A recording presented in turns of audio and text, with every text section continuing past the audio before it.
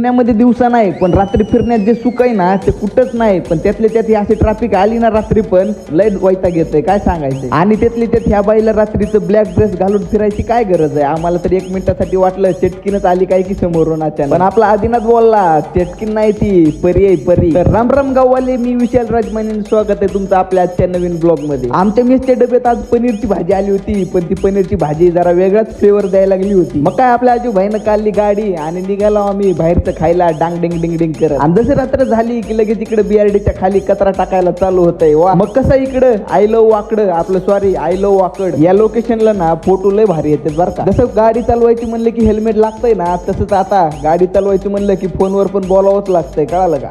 2 minute साईडला घ्यायची गाडी बोलायचं मग जायचं. पण नाही ट्रॅफिक असती म्हणून म्हणलं रात्र ट्रॅफिक लागायची नाही पण रात्री पण तीच बोंब होती. आमच्या डॉगेश भाऊला रिकामं जरी सोडलं ना तरी तो अख्खं गाव फिरून घरी यायचा.